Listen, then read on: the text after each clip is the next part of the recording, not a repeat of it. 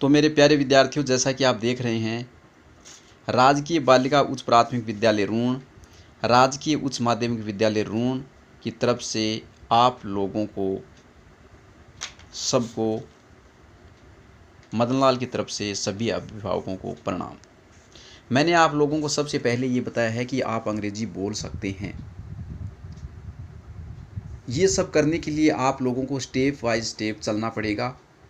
आप लोगों को रोज़ जो नित्य कार्य है, जो अपने अंग्रेजी बोलने से संबंधित, वो करना पड़ेगा।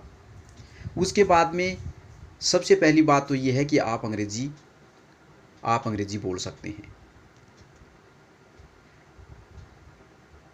आई कैन स्पीक इंग्लिश, मैं अंग्रेजी बोल सकता हूँ।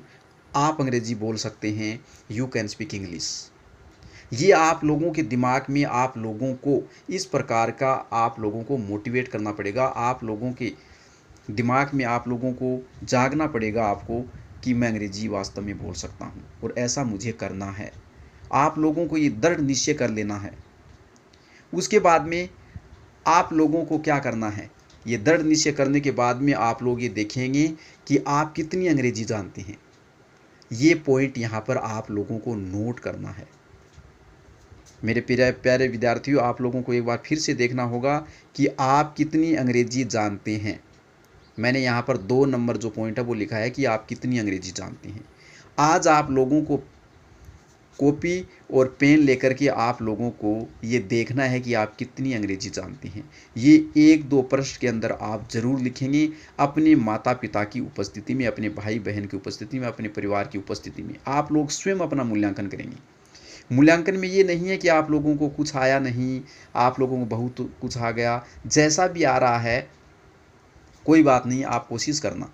क्योंकि मान लो आप लोग एक शेड्यूल बना लेना कि मेरे को 10 नंबर का एक अभी टेस्ट देना है और उस टेस्ट के अंदर आप कितनी अंग्रेजी जानते हैं। आपके बड़े भाई या माता पिता कोई आपसे पूछ सकता है तो उसमें से आपके कितने नंबर आए। उसमें से मान लो आपके 10 में से 10 आ गए, बहुत अच्छी बात है। 9 नंबर आ गए, अच्छी बात है। इस प्रकार से मान लो कितने भी नंबर आए, बहुत अच्छी बात है। 0 आ गए तो भी आपको घबराना नहीं है, क्योंकि व्यक्ति अगर सीढ़ियों से नीचे खड़ा है तो वो कभी गिरता नहीं है। ये ध्यान रखना आप लोग।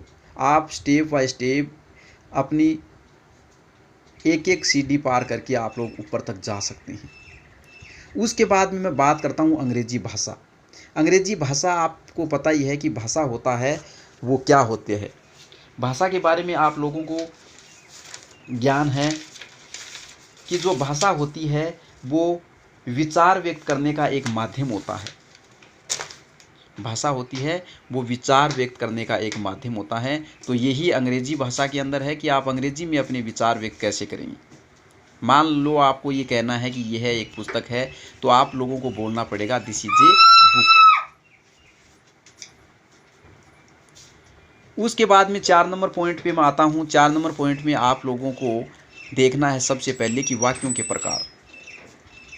मैंने आप लोगों को कक्षा के अंदर भी बहुत बार बता दिया है कि वाक्यों के कितने प्रकार होते हैं। ये बार बता दिया है। आप लोगों के पास लिखे हुए भी हैं। आप अपने पास्ट समय के अंदर जाकर के जो नोटबुक में नोट करवाया था वो बातें आप लोग देख सकते हैं। और अगर आपके पास लिखी हुई नहीं है तो भी कोई बात नहीं है। आप लोग इस वाक्यों को, जो मैंने आप लोगों वाक्यों के प्रकार यहाँ पर बताए हैं, आप नोट कर सकते हैं। 1 नंबर मैंने आप लोगों को बताया है असरेटिव सेंटेंस। ध्यान रखना, 1 नंबर है assertive sentence, ASSERTIVE assertive sentence. Assertive sentence means होता है कथनवाचक वाक्य। कि व्यक्ति कोई भी आप लोगों को कथन कहेगा। उसके बाद में 2 नंबर जो सेंटेंस है उसको कहते हैं interrogative sentence. Interrogative sentence INTERROGATIVE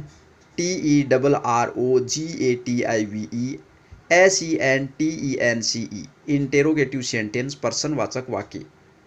उसके बाद में 3 नंबर सेंटेंस जो वाक्यों का प्रकार होता है वो ये होता है imperative sentence. IMPERATIVESENTENCE imperative sentence में तो होता है आज्ञावाचक वाक्य।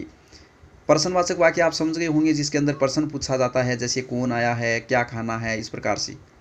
आज्ञावाचक में मुझे एक पेन चाहिए, आप दरवाज़ा बंद करो, इस प्रकार से आज्ञावाचक वाक्य होते हैं। उसके बाद में होता है एक्सक्लेमेटरी सेंटेंस, EXCLAMATORY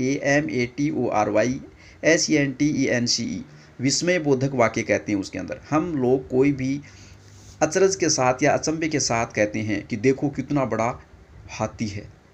इस प्रकार से जब हम लोग किसी वस्तु के बारे में, किसी चीज़ के बारे में हम अचंभा करते हैं तो उसको कहते हैं विस्मयाबोधक, विस्मयाबोधक वाक्य। तो आप लोगों को ये 4 प्रकार के जो वाक्यों के प्रकार हैं वो सबसे पहले आप लोगों को समझ लेने हैं, इनको आज याद कर लेने हैं। और इसी के अंदर आप लोगों ने ये 4 जो प्रकार हैं वाक्यों के, ये मुख्य प्रकार हैं। उसके बाद में इसके अलावा और भी होते हैं, जैसे मैंने आप लोगों को अफर्मेटिव सेंटेंस के बारे में बताया, सॉरी अगर कुछ गलत मुंह से बोला जाता है उसके लिए सॉरी, क्योंकि चारों तरफ ध्यान रखना पड़ता है। अफर्मेटिव सेंटेंस सकारात्मक वाक्य, और एक होता है निगेटिव सेंटेंस नकारात्मक वाक्य। हम लोगों ने ये पहले भी पढ़ रखे हैं। अब इसके बारे में देखो, अफर्मेटिव सेंटेंस का मतलब होता है सकारात्मक वाक्य। आप लोगों के दिमाग में ये आएगा कि यार अफर्मेटिव सेंटेंस होता है, निगेटिव सेंटेंस होता है, निगेटिव इंट्रोगेटिव होता है, इंट्रोगेटिव इस प्रकार से भी हम लोगों ने पढ़े हैं, वो भी हम लोगों ने पढ़ रखे हैं। लेकिन देखो असर्टिव सेंटेंस होता है वो अफर्मेटिव सेंटेंस भी हो सकता है और निगेटिव सेंटेंस भी हो सकता है। जैसे राम एक अच्छा लड़का है, असर्टिव सेंटेंस है, और राम एक अच्छा लड़का नहीं है, ये नकारात्मक है। निगेटिव सेंटेंस का मतलब आपको पता ही है, जिस वाक्य के अंदर अंग्रेजी के अंदर नोट आए और हिंदी के अंदर नहीं आए। उसके बाद में इंट्रोगेटिव सेंटेंस होता है, वो भी अफर्मेटिव सेंटेंस भी हो सकता है और निगेटिव सेंटेंस भी हो सकता है। जैसे अफर्मेटिव सेंटेंस, इंट्रोगेटिव सेंटेंस प्रश्नवाचक वाक्य, जैसे कौन आया, इसका मतलब ये अफर्मेटिव सेंटेंस है, इसमें नोट का प्रयोग नहीं हुआ है। इसी प्रकार जैसे कौन नहीं आया, इसका मतलब है कि निगेटिव सेंटेंस है और इंट्रोगेटिव सेंटेंस है, इंट्रोगेटिव सेंटेंस का निगेटिव सेंटेंस है ये। उसके बाद में इम्परेटिव सेंटेंस होता है, वो भी अफर्मेटिव सेंटेंस और निगेटिव सेंटेंस हो सकता है। जैसे दरवाज़ा खोलो, दरवाज़ा बंद करो, इस प्रकार से ये अफर्मेटिव सेंटेंस हो गए। अगर जिसमें किसी में आपको बाहर नहीं जाना है, ये मान लो आज्ञा दी, आपको बाहर जाना है, अफर्मेटिव सेंटेंस है, आपको बाहर नहीं जाना है, निगेटिव सेंटेंस है। इस प्रकार से इम्परेटिव सेंटेंस होते हैं, वो भी अफर्मेटिव या निगेटिव हो सकते हैं, और जो असर्टिव सेंटेंस हैं वो भी अफर्मेटिव सेंटेंस और निगेटिव सेंटेंस हो सकते हैं। तो माय डियर स्टूडेंट, मैं चाहूँगा कि आप लोगों के जो ये 10, 15, 20 मिनट मैंने आप लोगों को लिए हैं, इस पे आप लोगों को आज घर पे ये कार्य करना है। हम धीरे धीरे चलेंगे, स्टेप बाय स्टेप। ये पढ़ने के बाद मैं प्रत्येक स्टूडेंट से कल वापस पूछूंगा। ये सब बातें मैं आप लोगों के व्हाट्सएप ग्रुप में लाइव आकर के, या व्हाट्सएप ग्रुप के माध्यम से, या अभिभावकों के को भी मैं पूछ सकता हूँ कि क्या वास्तव में ये बच्चों को आ रहे हैं क्या। अभिभावक स्वयं उनका मूल्यांकन करेंगे। जैसे मैंने आप लोगों को कहा कि आप अंग्रेजी बोल सकते हैं, आपको आज से ये दृढ़ निश्चय करना है कि आप अंग्रेजी बोल सकते हैं। नंबर 2 बात थी कि आप कितनी अंग्रेजी जानते हैं। ये आपको आज अपनी नोटबुक के अंदर आपको पॉइंट करना है इस बात को कि आप कितनी अंग्रेजी जानते हैं। आप लोगों को कौन कौन से वाक्य आते हैं। जैसे मैंने आप लोगों को नाउन के बारे में, प्रोनाउन के बारे में, एडजेक्टिव के बारे में, एडवर्ब के बारे में, वर्ब के बारे में, सब्जेक्ट के बारे में, ऑब्जेक्ट के बारे में, जो केज होते हैं उसके बारे में, प्रीपोजिशन होते हैं उसके बारे में, बहुत सारी ग्रामर के बारे में, अंग्रेजी के बारे में बहुत कुछ बताया हुआ है। तो आप लोग कहीं उन बातों को भूल न जाएं। उन बातों को आप लोगों को पॉइंट करना है और देखना है कि कितनी बातें आप लोगों को आती हैं।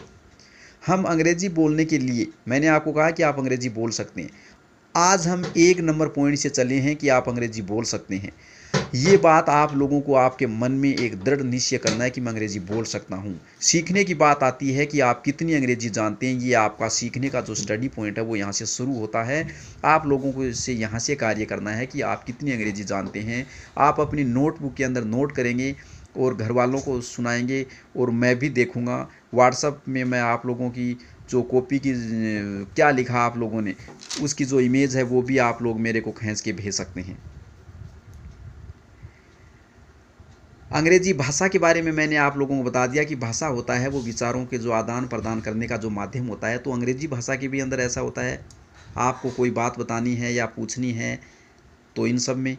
उसके बाद में अगली बात आप लोगों के लिए महत्वपूर्ण ये आती है, जो सीखने का पॉइंट है वो आता है वाक्यों के प्रकार। तो मैंने आप लोगों को ये बता दिया कि वाक्य मुख्य रूप से 4 प्रकार के होते हैं। 1 नंबर जो वाक्य होता है, सेंटेंस होता है, उसको कहते हैं असर्टिव सेंटेंस, कथनवाचक वाक्य। 2 नंबर जो मैंने बताया आपको वो है इंटरोगेटिव सेंटेंस, प्रश्नवाचक वाक्य। 3 नंबर बताया है वो इम्परेटिव सेंटेंस, आज्ञावाचक वाक्य। 4 नंबर मैंने बताया है वो एक्सक्लेमेटरी सेंटेंस, विस्मयाबोधक वाक्य बताया आप लोगों को। इसी प्रकार से मैंने इसके अलावा ये भी बताया है कि अफर्मेटिव सेंटेंस और नेगेटिव सेंटेंस। तो मैंने आप लोगों को ये पहले ही क्लियर कर दिया है, आप लोगों को साफ स्पष्ट शब्दों में बता दिया है कि जो असर्टिव सेंटेंस होते हैं वो अफर्मेटिव के प्रकार भी हो सकते हैं, नेगेटिव प्रकार का भी हो सकता है। जैसे मैं ये कहता हूँ कि वह खाना खा रहा है, तो ये अफर्मेटिव सेंटेंस है, असर्टिव सेंटेंस का ये अफर्मेटिव सेंटेंस है। और मैं ये कह दूं कि वह खाना नहीं खा रहा है, तो असर्टिव सेंटेंस का ये नेगेटिव सेंटेंस है। इंट्रोगेटिव सेंटेंस है वो भी अफर्मेटिव सेंटेंस हो सकता है, नेगेटिव सेंटेंस भी हो सकता है। जैसे क्या वह खाना खा रहा है, इसका मतलब ये अफर्मेटिव सेंटेंस है इंट्रोगेटिव का। उसके बाद में मैं ये कह दूं कि क्या वह खाना नहीं खा रहा है, तो ये नेगेटिव सेंटेंस है इंट्रोगेटिव सेंटेंस का। उसके बाद में इम्परेटिव जो आज्ञावाचक वाक्य होते हैं वो भी अफर्मेटिव वाक्य हो सकते हैं, सेंटेंस हो सकते हैं, नेगेटिव भी हो सकते हैं। इसके बाद में एक्सक्लेमेटरी सेंटेंस विस्मयबोधक वाक्य हैं, जिस प्रकार से किसी व्यक्ति को जो अचंभा होता है उसके बारे में व्यक्ति बताता है। तो माय डियर स्टूडेंट, मेरे द्वारा दी गई जानकारी आप लोगों को कैसी लगी ये आप लोग ज़रूर बताना। जो मेरा यूट्यूब चैनल है मैं आप लोगों को लिंक प्रोवाइड करवा रहा हूँ, उसको सब्सक्राइब करना, और जो पास में जो घंटी का बटन है वो भी आप लोग दबाना। जल्द ही आप लोगों के बीच में फिर मिलूँगा। कल 10 बजे से पहले पहले जितना भी कार्य मैंने दिया है आप लोग ज़रूर पढ़ेंगे, क्योंकि आज मैंने आपको ज़्यादा काम नहीं दिया है, थोड़ा सा कार्य दिया है, आप ज़रूर पढ़ेंगे। घर वाले भी अपने बच्चों पर जो मैंने कार्य दिया है ध्यान देंगे, ऐसी मैं आशा करता हूँ। जय हिंद, जय भारत।